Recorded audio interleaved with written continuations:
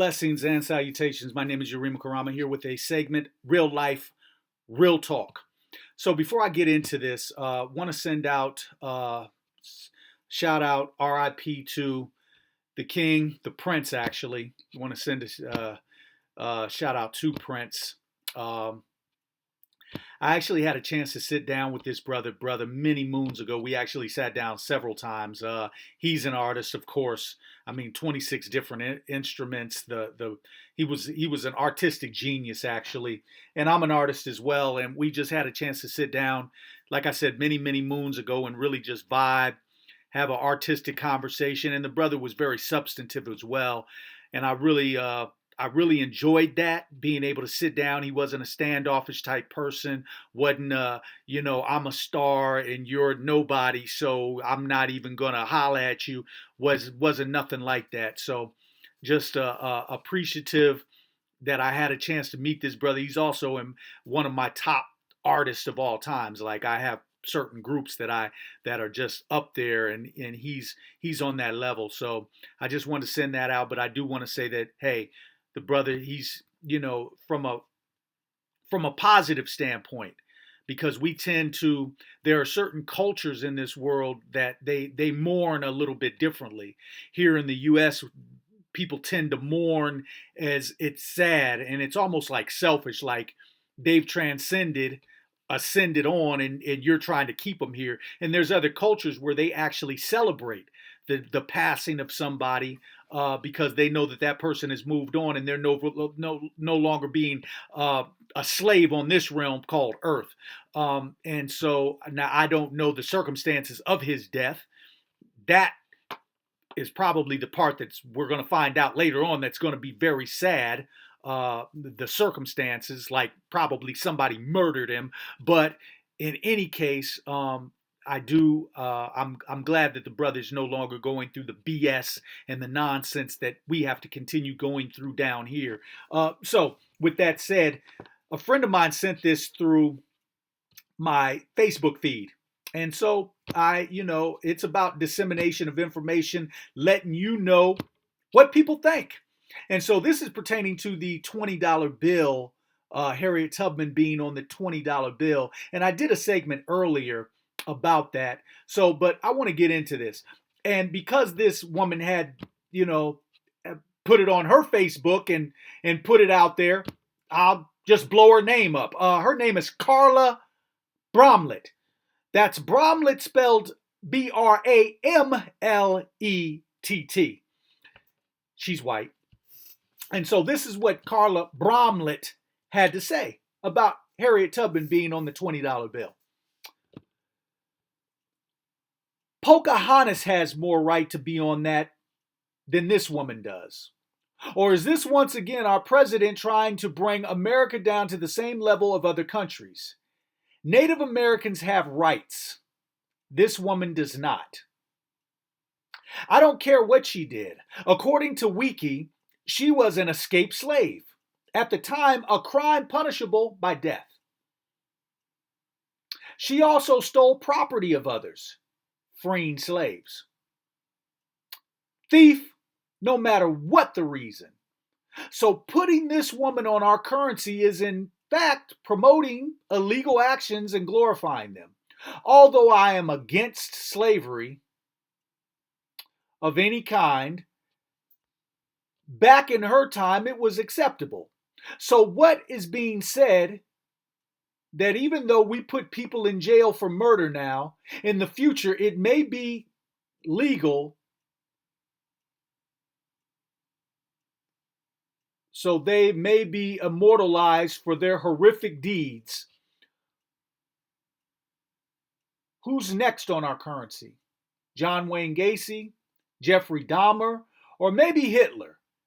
No, this is wrong on so many levels. I have no problem with a woman being on currency, but to replace someone is wrong. Create a $25 or $60 bill and put a woman on it. But by God and all things holy, put someone deserving on it, not an escaped slave and thief.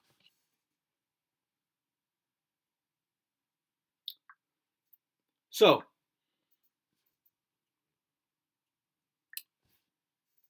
here's my take, Carla Bromlett. And actually, we're in agreement on the fact that Harriet should not be put on that $20 bill. From my perception, I think personally Harriet's too good to be put on a $20 bill. I think that personally it's an insult to every African born in this country and the descendants who had to go through the slave system. I think it's a total insult. I think putting her on a $20 bill for a people that have never received reparations for those atrocities 5 times worse than any Holocaust over in Germany could have ever been. I think it's a slap in the face to say, you know what, we haven't paid you reparations, we haven't even really given you an apology, but we're gonna put Harriet on this $20 bill, and then you're going to spend it back with us. So, no, I don't think that Harriet should be on the $20 bill. This is what I do think. I think that Harriet was, quite frankly, a very, very beautiful woman. She was a hero in the greatest sense of the word.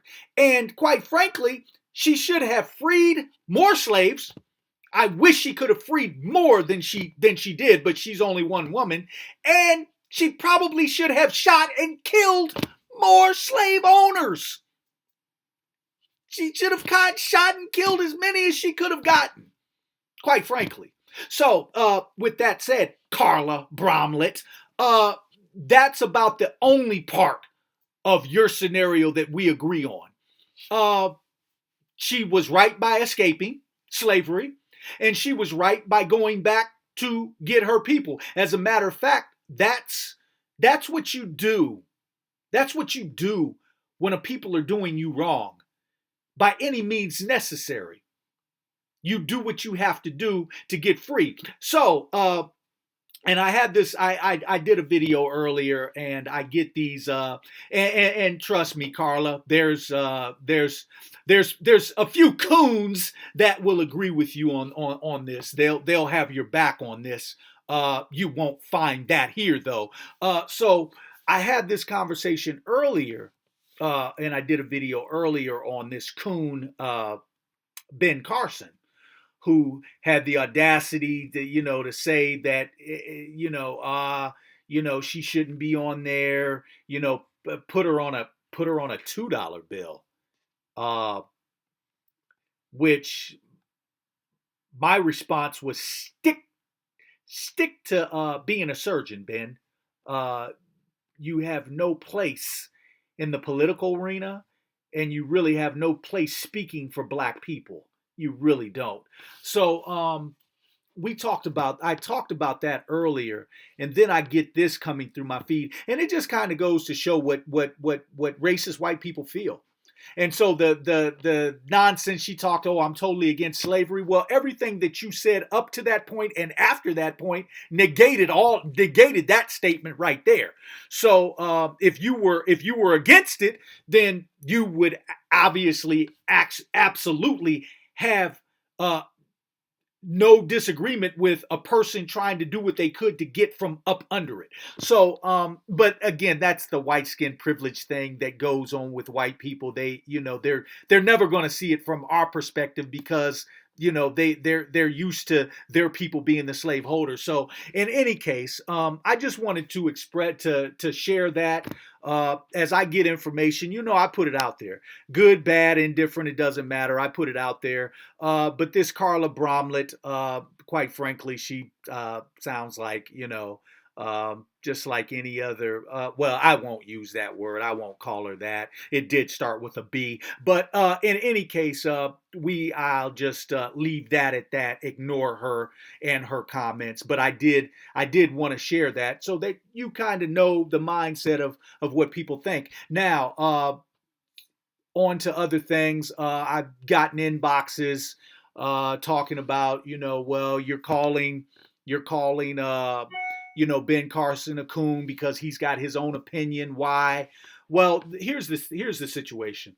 There's no balance. We know that the media doesn't balance. The media is going to put up a Ben Carson, but they're not going to put up anybody else.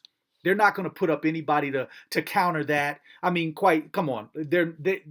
Why wouldn't the media talk to brother Umar Johnson? Why wouldn't they do that? And that's my point. They'll always put a Ben up there because a Ben, he's going to follow the dictates of what they want him to follow. And quite frankly, it was straight coonery. And Fox News knew it was coonery. And so, but this is a continual pattern with the media, and it's not just Fox News, it's all the news. It's a continual pattern. And if you're not an emasculated black male, or if you're not talking in the language that they want you to talk in, you don't get any shine. You will be ostracized. And if you do get a platform and you say some things that they don't want you to say, you might end up dead. We've seen that. And so when I say he's a coon, that's what I mean. And quite frankly, I will go back and I will reiterate what I said earlier in my earlier video. I have no problem saying that for those that don't like what I'm saying and really despise, and you come with the snide remarks, I can take it. I just tell you, I refer you to my spoken word video on YouTube. You can find it on my channel, or you can find it on Dr. Boyce Watkins' channel. That spoken word video is rightfully named I Give No Fucks.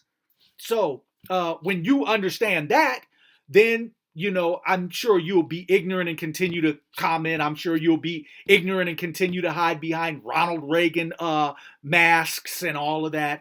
But once you realize that, again, I refer you back to my spoken word video, rightfully titled, I Give No Fucks. Once you realize that, then you're just going to realize that you're wasting your time by even commenting, because I'm going to continue doing what I'm doing. So with that said, for the ones who lend their support and we network and you're constantly showing me love, and your the feedback is great, even if it's and you don't have to agree with me, but as long as it's done respectfully. So for those who have lended their support, hey, it's all love all the time.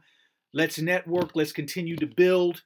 And for the other ones who, they like the snide, again, I refer you to my spoken word video, rightfully called I Give No Fucks. So that's your Rima Karama again, coming at you, real life, real talk. Till next time, peace. I'm out.